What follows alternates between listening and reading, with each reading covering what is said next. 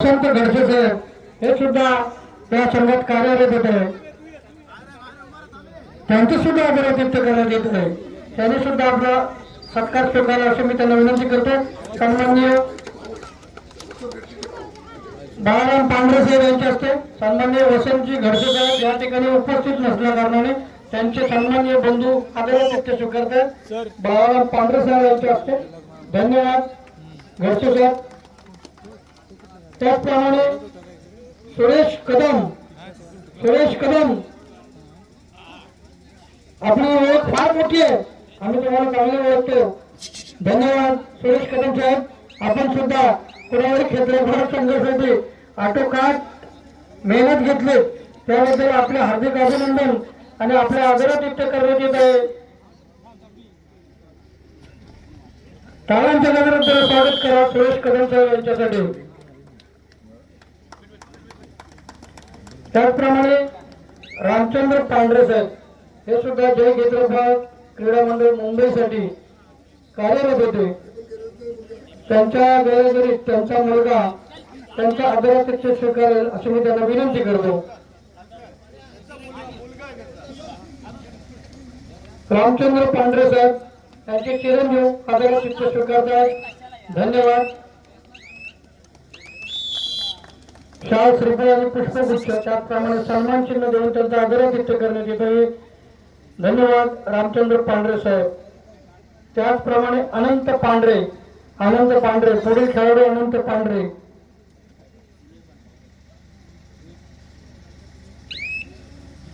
पांढरे.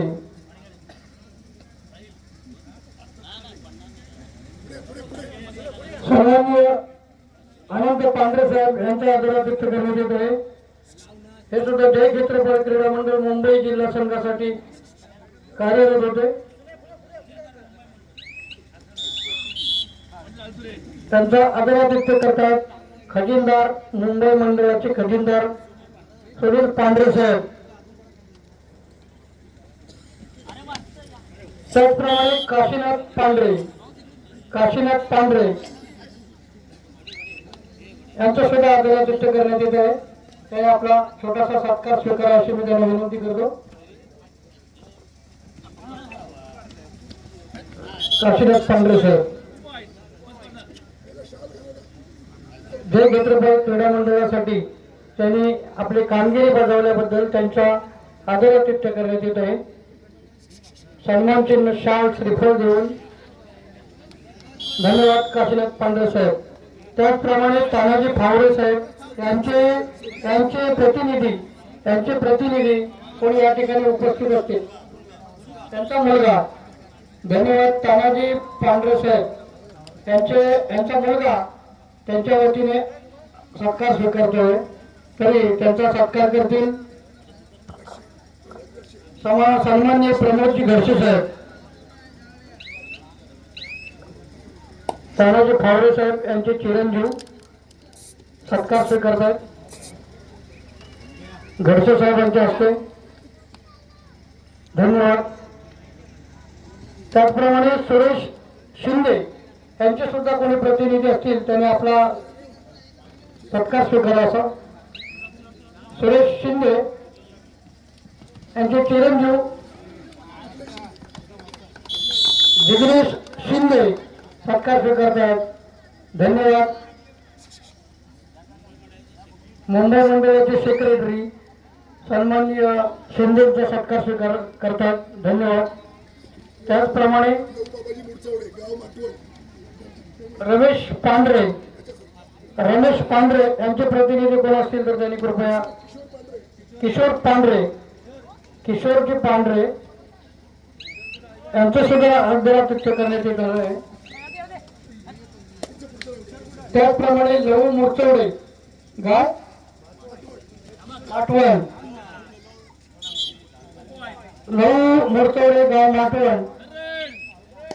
यांचं सुद्धा आदरातिथ्य करण्यात येत आहे.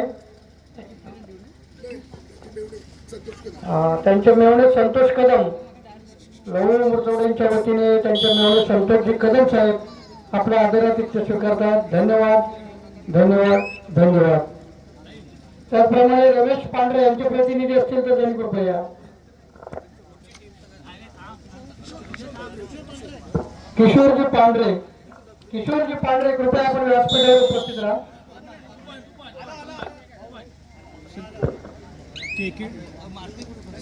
किशोरजी पांढरे साहेब, रमेश पांढरे यांचे चिरंजीव आहेत.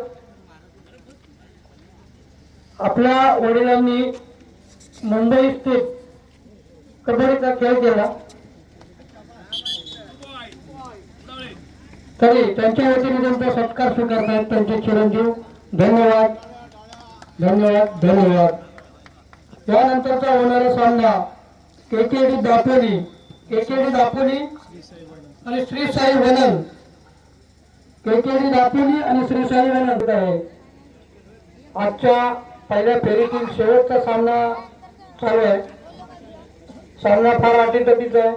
एका बाजूला अमर भारत टाळसुरे आणि दुसऱ्या बाजूला आहे एकवीरा कुडावळे स्थानिक संघ आहे.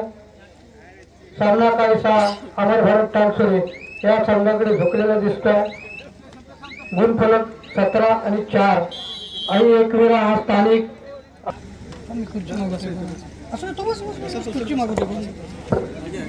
चालू असलेला सामना आहे एकवीरा कुडावळे आणि अमर भारत टाळसुरे. अमर भारत टाळसुरे हा संघ काहीसा महाबलाढ्य असा संघ आहे मित्रांनो.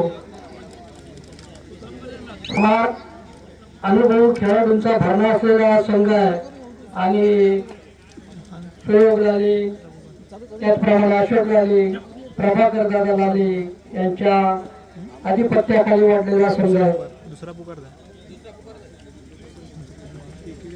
केकेडी दापोली, केकेडी दापोली आणि श्री साई वनन यांना खेळण्यासाठीचा हा दुसरा पुकार आहे. केकेडी दापोली आणि श्री साई वनन आपल्यासाठी खेळण्यासाठीचा दुसरा पुकार आहे. कृपया तिसरा पुकार झाल्यानंतर लगेचच आपण 5 मिनिटाच्या आत मैदानात यायचं, अन्यथा वेळ वाया घालवू नका. आपण या ठिकाणी शिस्तबद्ध अशा संघांसाठी खास त्यांचं अभिनंदन करणार आहोत. मात्र ती शिस्त आपण पाळीत नाही तर आपण अभिनंदनासाठी पात्र राहणार नाही, याची नोंद घ्या. 10 नंबरची जर्सी परिधान केलेला कुडाळे गावचा खेळाडू बोनस टिपताना एक गडी बाद करून आपल्या संघाकडे परतलेला आहे.